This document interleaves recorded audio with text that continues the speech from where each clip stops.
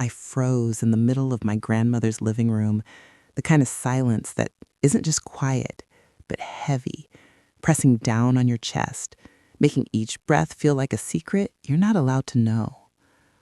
Dust floated in the thin streams of sunlight that fought through the blinds, and everything smelled of wood polish, mixed with faint lavender, the remnants of decades carefully preserved. Boxes were stacked in haphazard towers, teetering like monuments to forgotten lives. My eyes landed on a small, ornate box, almost hidden behind a pile of photo albums. Its wood was dark, lacquered, the edges carved in intricate patterns that spoke of patience, care, and something else, something deliberate. The box felt alive under my fingers, heavy in a way that suggested it wasn't just wood and metal. It was a keeper of secrets. A creak from the hallway made me flinch. My Aunt Margaret appeared, sharp-eyed and tense. "Don't touch that," she said, her voice barely above a whisper. But there was something else in her tone. Fear? Regret? A warning I didn't yet understand. I smiled, trying to mask the sudden nervous thrill. "It's just a box. How dangerous can it be?" Margaret's eyes flickered, and her lips pressed into a thin line. "You weren't supposed to open that," she murmured, almost to herself, before turning away. I held the box closer, my curiosity clawing at me.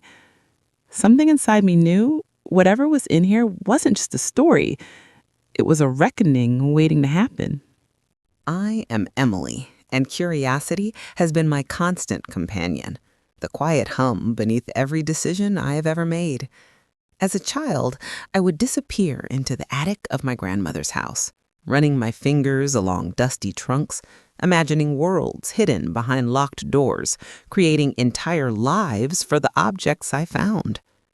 At 28, that hunger hasn't faded. It has sharpened into a hunger for understanding, for the stories that hide just beneath the surface of everyday life. My grandmother had passed away quietly, leaving behind a house that smelled of wood polish, faded lavender, and the faint tang of old paper. The estate sale was underway, with strangers sorting through the remnants of her life. Aunt Margaret oversaw it all with meticulous care, like a captain navigating a storm, ensuring nothing that belonged to my grandmother's memory was lost or misinterpreted. And then there was the box. Heavy, small, and unassuming. Yet it radiated importance. Something in the way it sat among the photo albums, untouched, seemed almost deliberate, as if it had been waiting patiently for me to find it.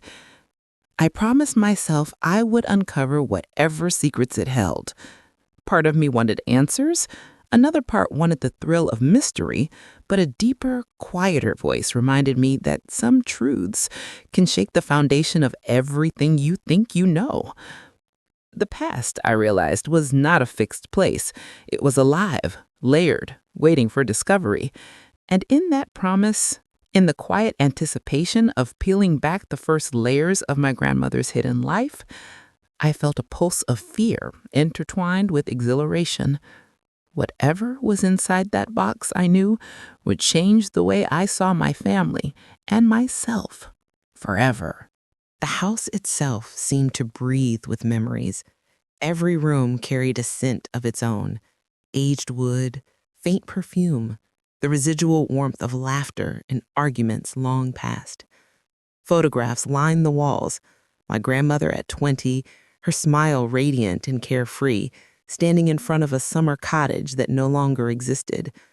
My Aunt Margaret with a mischievous glint in her eyes, frozen in moments of youthful rebellion, and me, barely old enough to remember the moments captured in those faded Polaroids. Objects were more than possessions.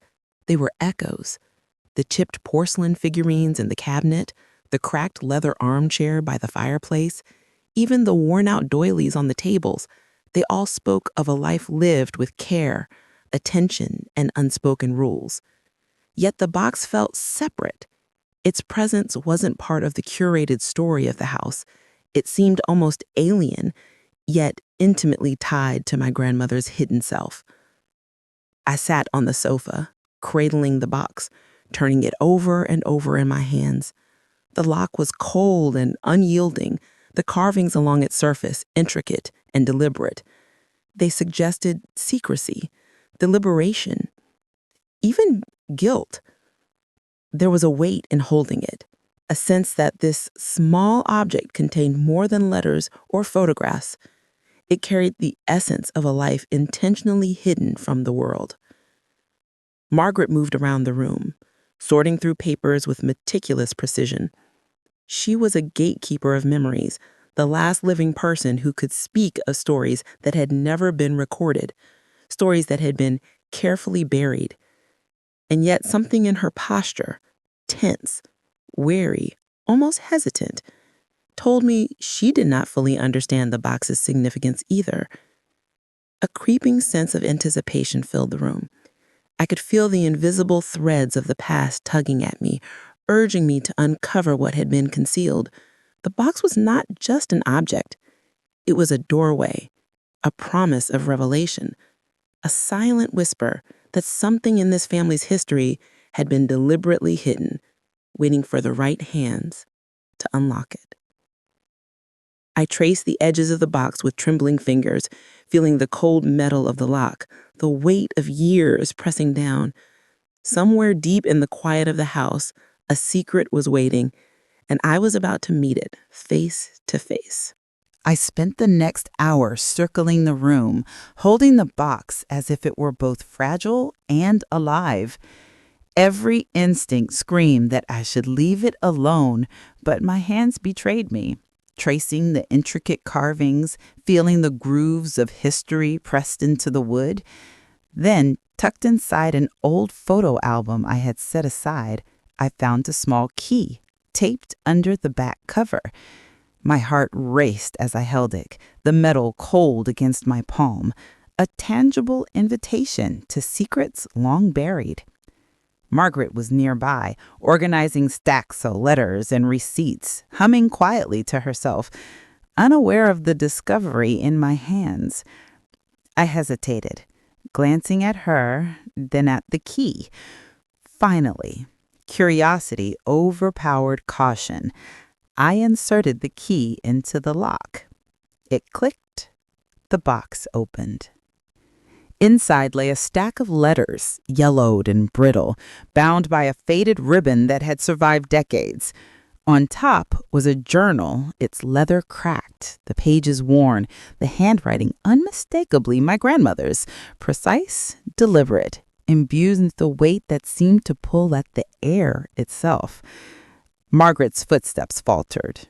She turned toward me, her face pale. "Emily, you shouldn't..." Her voice broke. I ignored her, lifting the first letter, and as I unfolded it, her worst fears seemed to spill into the room. "To whoever finds this, know that the past is never as simple as it seems. Some lives are lived in shadow, and some truths are left untold for reasons you may not yet understand." Shock rooted me to the spot. Each letter was a revelation. My grandmother had led a life we never knew, a life marked by hidden love, sacrifice, and choices that shaped the fate of our family in ways I could barely comprehend.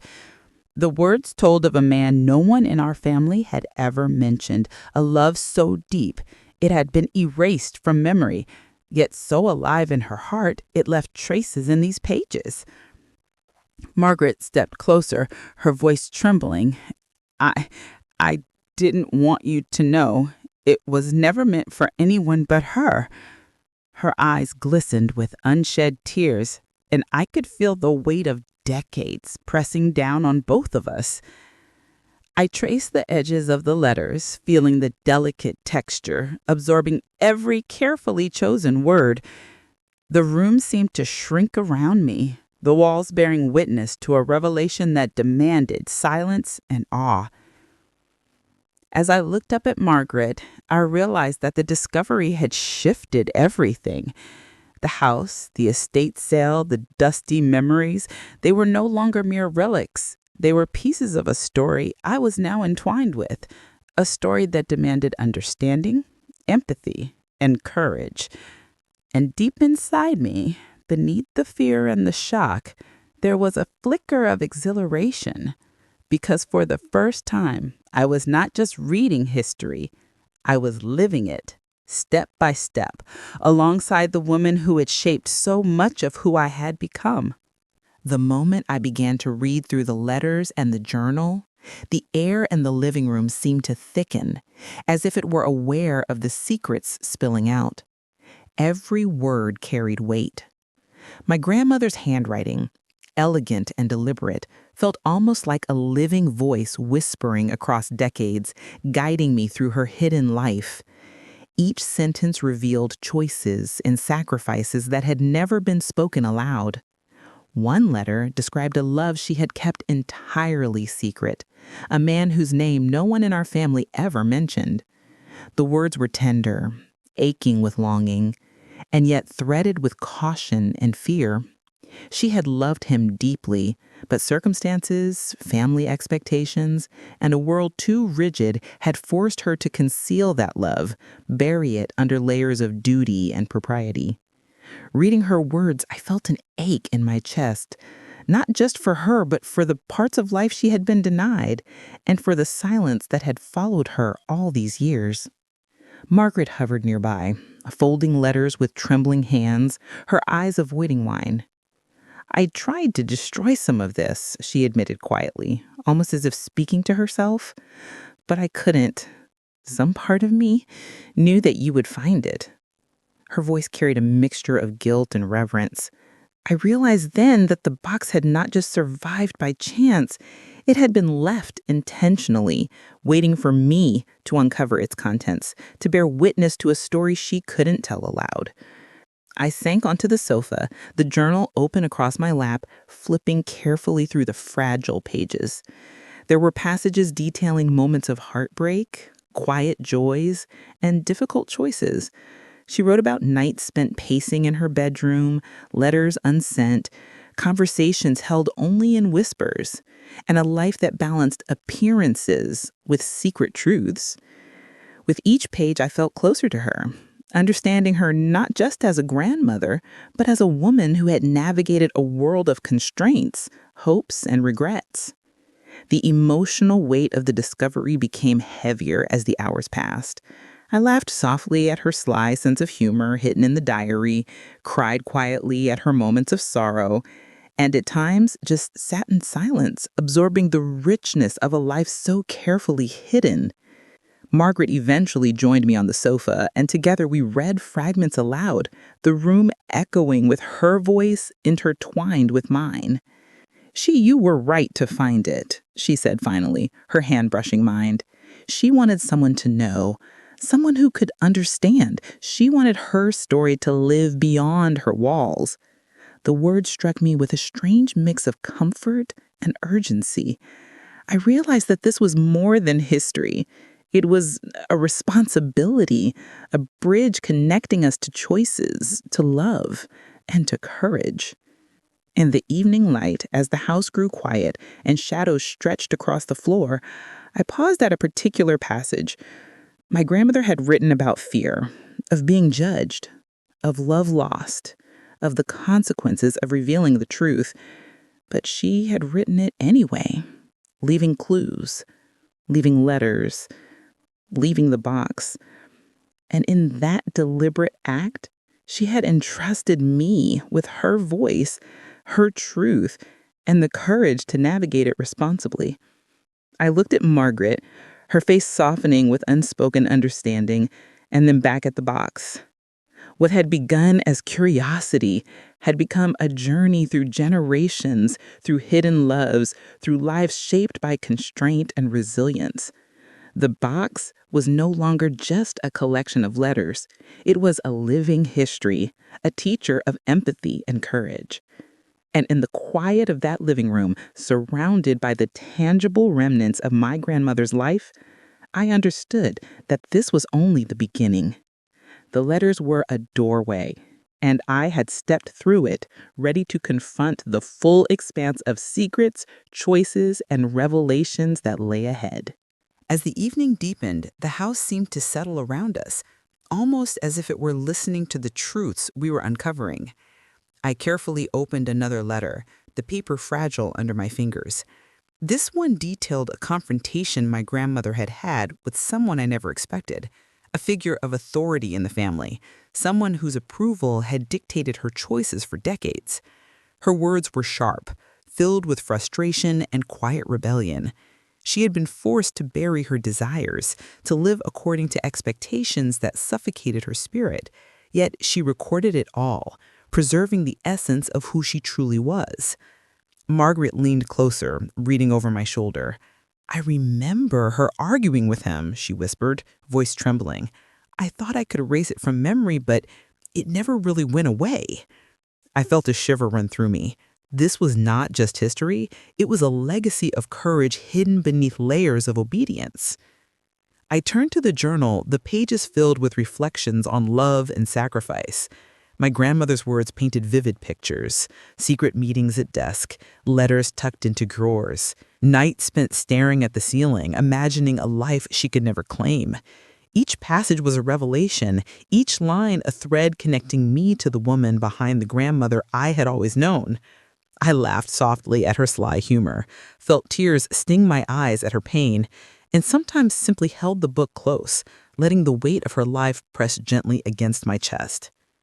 We spent hours reading together, Margaret and I. Occasionally, we would pause, our silence heavy with understanding and grief. There were moments of laughter, her sharp wit emerging even decades later, and moments of tears, shared and unashamed. I realized that our relationship, too, was being reshaped by this discovery. We were no longer just family, we were co-guardians of her story, entrusted with truths that demanded respect and careful handling. One passage made my heart tighten. It spoke of my grandmother's greatest fear, that her love, her choices, her very identity would be forgotten, misunderstood, or condemned. And yet, she had written it anyway, leaving a trail of breadcrumbs for someone to follow. That someone was me. I felt a mixture of reverence and responsibility settle over me. This was more than discovery. It was inheritance, a call to empathy, courage, and reflection. Margaret finally looked at me, her eyes soft, the tension in her shoulders easing. "She trusted you," she said quietly.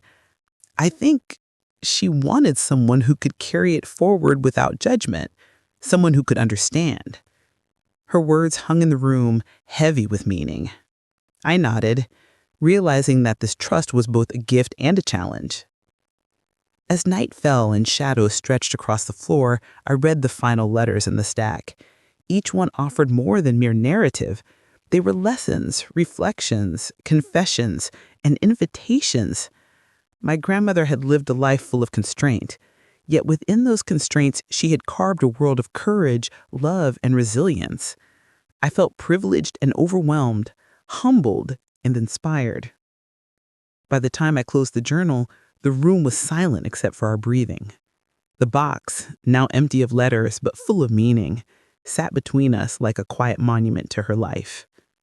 I looked at Margaret, tears in both our eyes, and understood something profound. The box had changed everything. It had not just revealed secrets. It had revealed the depth of human courage, the complexity of love, and the power of memory to shape understanding across generations. I held her hand briefly, feeling a connection deeper than words could describe. The stories we had uncovered would live on, not just in our memories, but in the way we carried ourselves forward. And as I looked back at the box, I realized that this journey was only the beginning. The revelations were complete, but their consequences, our understanding, our choices, our empathy, would continue to unfold. I sat on the edge of the sofa, the journal closed but still warm in my hands, and felt the weight of every revelation pressing down on me. For hours, I lived within my grandmother's hidden life, felt her loves, her regrets, her courage. And now, facing Margaret across the room, I realized that the true confrontation wasn't with her or even with the secrets themselves. It was with the legacy of understanding and acceptance they demanded. Margaret's eyes were soft, but heavy with emotion. I've spent so long protecting her story, keeping it hidden, thinking I was doing the right thing, she admitted. But maybe the right thing was for it to be found, for someone to truly understand. Her voice cracked, and she reached out, touching my hand. I took a deep breath, letting the tension that had built over weeks of discovery settle into something lighter, something transformative.